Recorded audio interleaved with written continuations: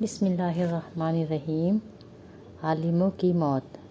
عبداللہ بن عمر بن العاص رضی اللہ عنہ نے نقل کیا کہ میں نے رسول اللہ صلی اللہ علیہ وسلم سے سنا کہ آپ صلی اللہ علیہ وسلم فرماتے تھے کہ اللہ علم کو اس طرح نہیں اٹھائے گا کہ اس کو بندوں سے چھین لے، بلکہ وہ پختہ کار علماء کو موت دے کر علم کو اٹھائے گا، حتیٰ کہ جب کوئی عالم باقی نہیں رہے گا تو لوگ جاہلوں کو سردار بنا لیں گے، ان سے سوالات کیے جائیں گے اور وہ بغیر علم کے جواب دے دیں گے، اس لیے خود بھی گمراہ ہوں گے اور لوگوں کو بھی گمراہ کریں گے۔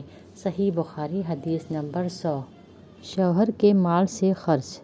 جب بیوی اپنے شوہر کے مال میں سے کسی کو کھلائے اور اس کا ارادہ گھر کو بگاڑنے کا بھی نہ ہو تو اسے اس کا ثواب ملتا ہے، اور شوہر کو بھی ویسا ہی ثواب ملتا ہے، اور خزانچی کو بھی ویسا ہی ثواب ملتا ہے۔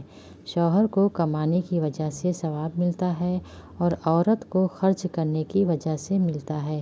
صحیح بخاری 1440۔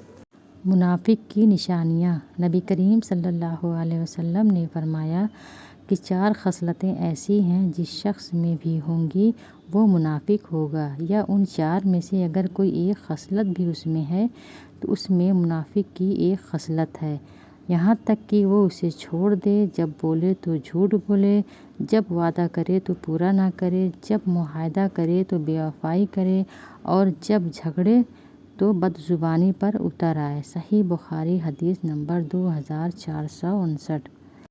7 چیزوں کا حکم۔ ہمیں نبی کریم صلی اللہ علیہ وسلم نے ہم پر 7 چیزوں کا حکم فرمایا تھا اور 7 ہی چیزوں سے منع بھی فرمایا تھا۔ جن چیزوں کا حکم فرمایا تھا ان میں سے انہوں نے مریض کی عیادت، جنازے کے پیچھے چلنے، چھینکنے والے کا جواب دینے، سلام کا جواب دینے اور مظلوم کی مدد کرنے، دعوت کرنے والے کی دعوت قبول کرنے اور قسم پوری کرنے کا ذکر کیا۔ صحیح بخاری حدیث نمبر 2445۔